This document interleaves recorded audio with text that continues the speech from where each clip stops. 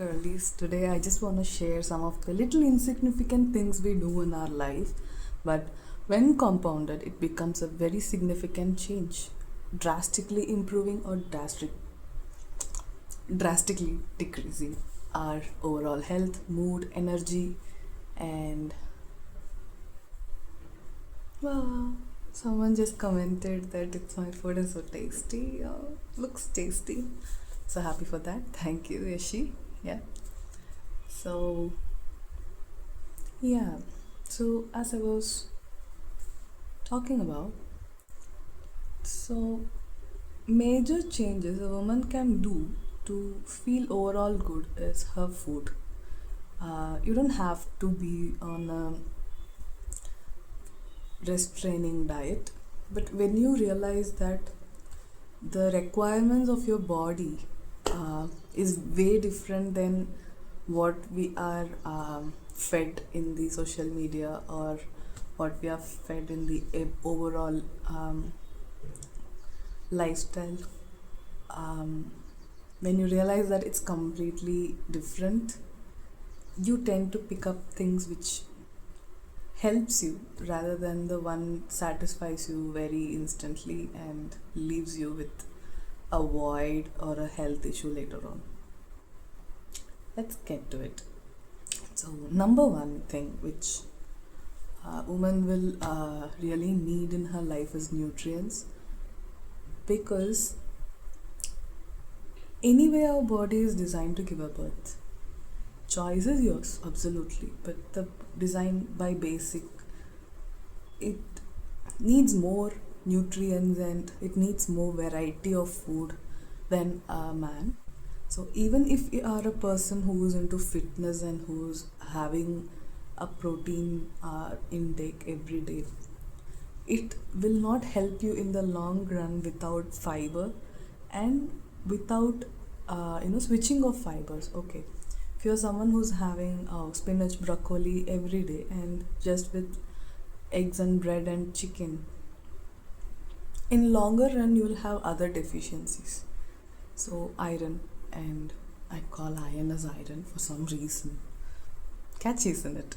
But yeah, you will need iron and ferulic acid, if I'm not wrong. That's another component of iron which many women lack. Calcium, and yeah, these are the simple examples of what we lack. So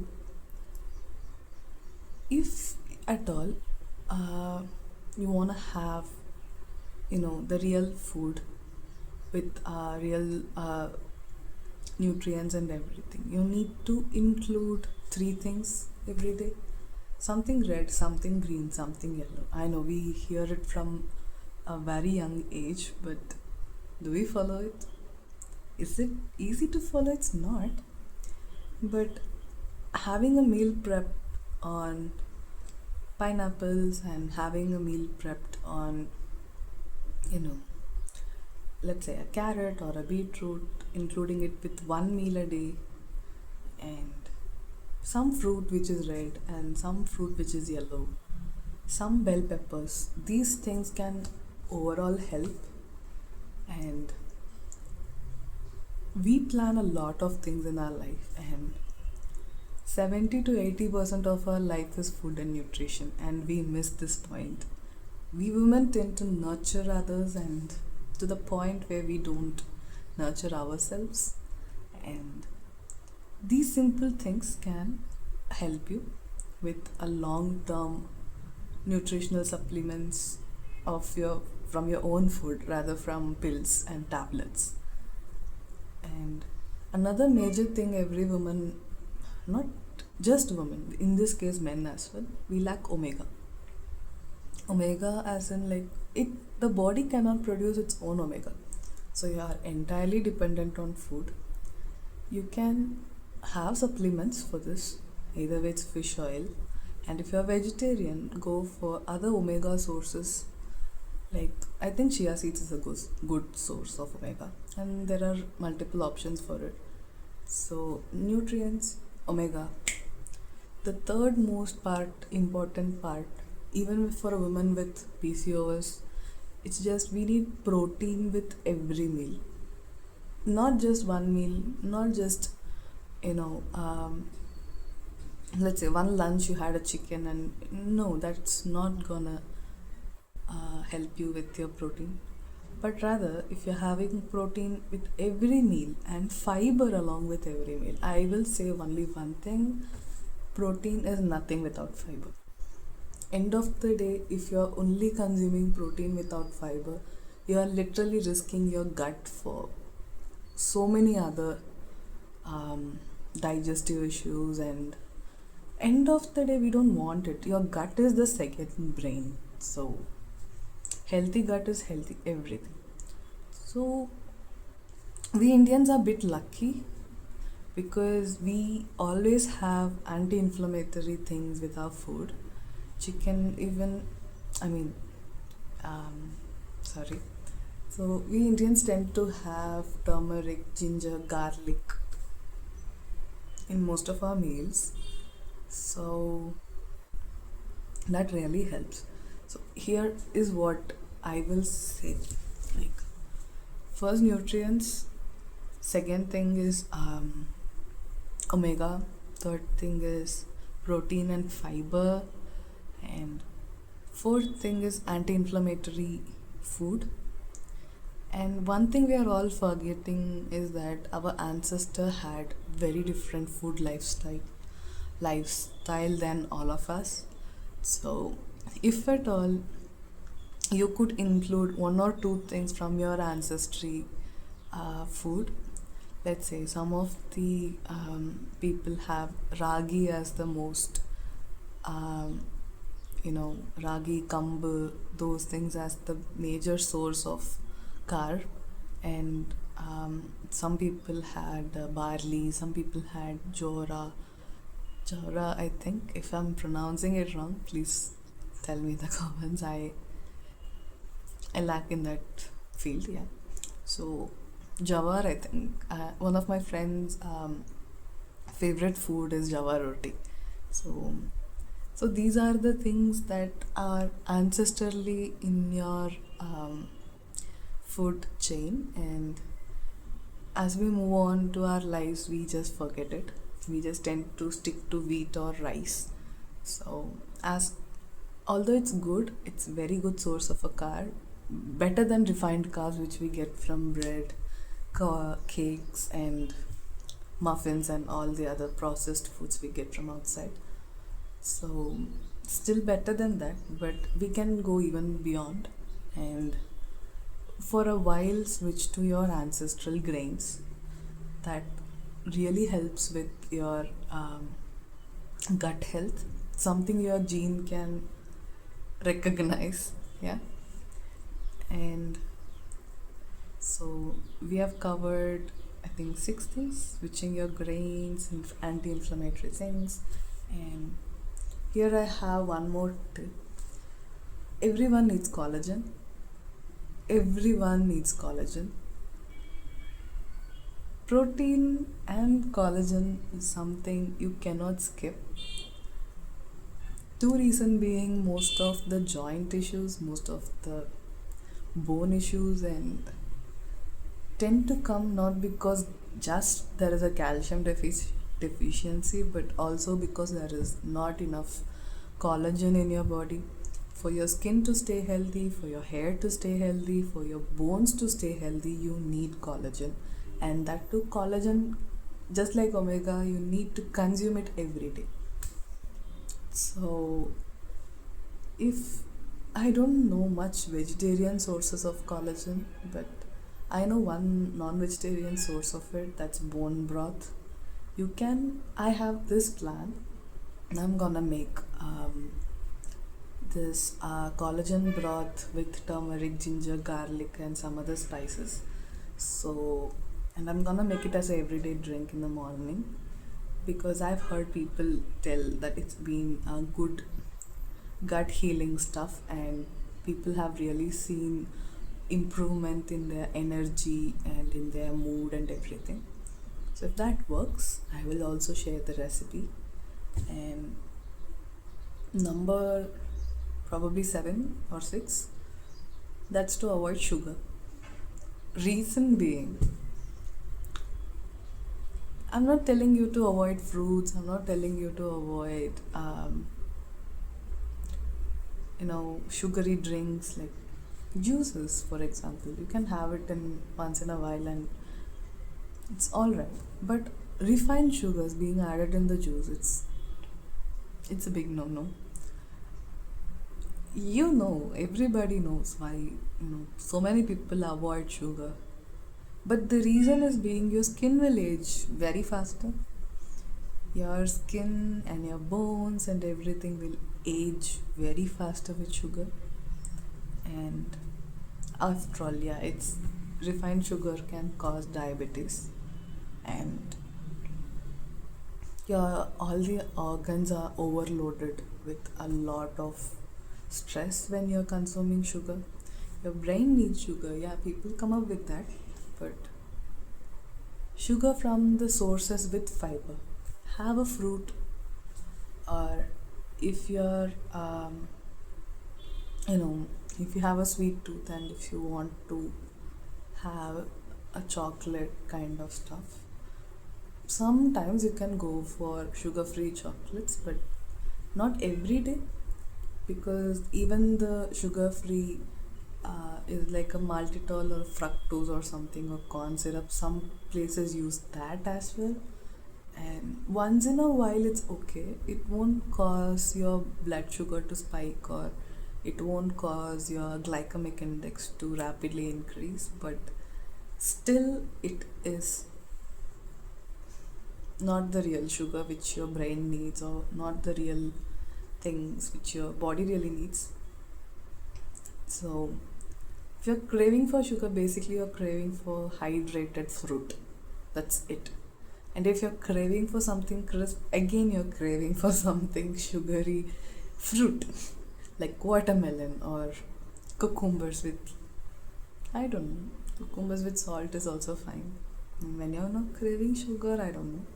I don't know if there are any things you can add with cucumber to make it sweet. Or is there an alternative? Apples. Apples are better. Crunchy, sugary, and I know it will look so different when I say these things. You'll be like, I am craving chocolates and she's telling me to eat an apple.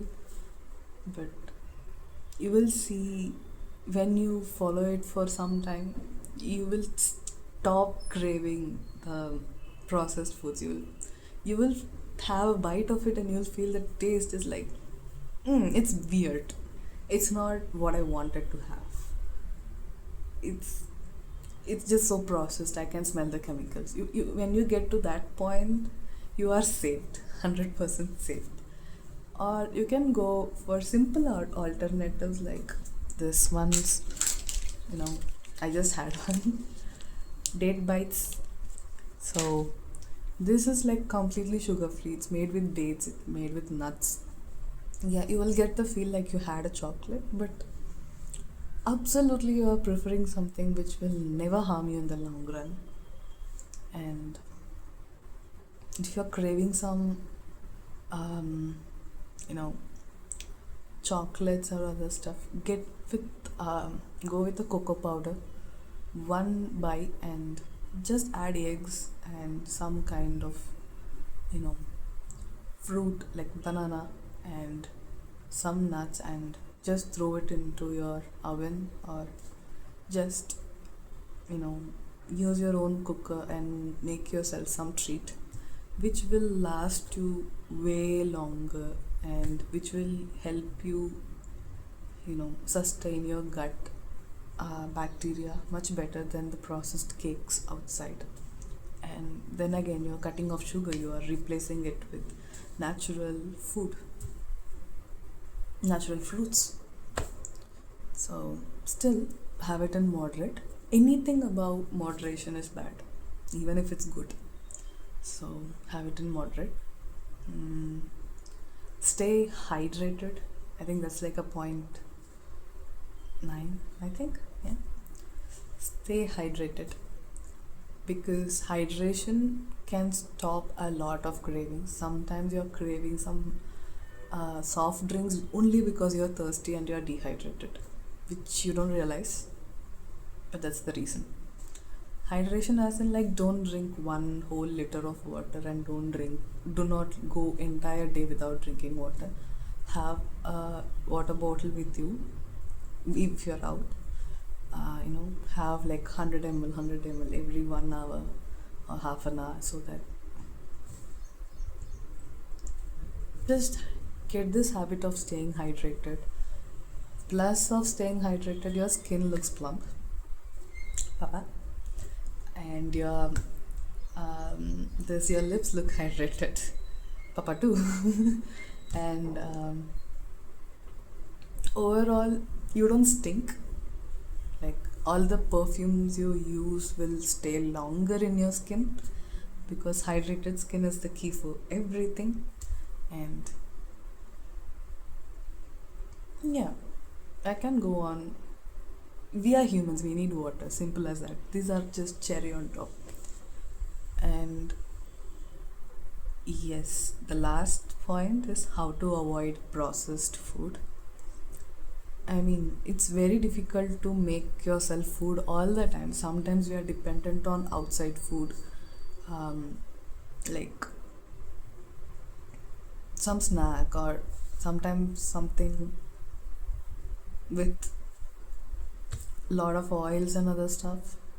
So make a healthy conscious choice that if you're even gonna have something unhealthy, you have it in a quantity which doesn't affect your day-to-day things. Like okay, you just want to have a shawarma, and you can make one simple choice of not adding mayonnaise in it, so it just becomes roti and meat. And just go grab a banana, or just go and grab a shake or smoothie without sugar, and your fiber intake is complete, and your protein is complete, and your carb is complete. So even though you're eating outside, you're having a balanced meal. And for snacking options, you can prefer makhana, you can prefer, peanuts, chana, although in moderate. Popcorn is the great one. Like it's good. Like you can have enough and not really feel guilty after that. So I really like this one brand. I like this family makhana, and this dates bite I showed you is also from family. No promotion, no shit. My channel is so small for that. Just I love this product, and I use it not every time. I use it very often. So, and con is I don't feel guilty after having it. So I know that day I made a right choice, and cumulative right choices, when they compound, they give you a result which you staying on a very strategic diet for 2 months now, the results are much better. Like you stay on something consistent for some time, and your reptilian brain kicks back in, and you're like, oh, I used to do that time, but now I'm not doing it. Like now I gain double the weight, or I gain double the fat. When you're switching your day-to-day habits into healthy options, at the end result you are where you will be where you thought you will never be, and that too with very minimum efforts every day. So this is what I wanted to share with you. These are some things I learned with my own on my own, and how they gradually changed me and changed my lifestyle is something, it's next to a miracle. So I thought I want to share it with you people as well. And if you can change one thing a day, that's enough. Stick to that one thing. That's awesome. That's amazing. That's congratulatably amazing. That's it. Change one thing whenever you can and stick to it. Okay, girlies, see you next time. Let me know if you have any doubts. Bye bye.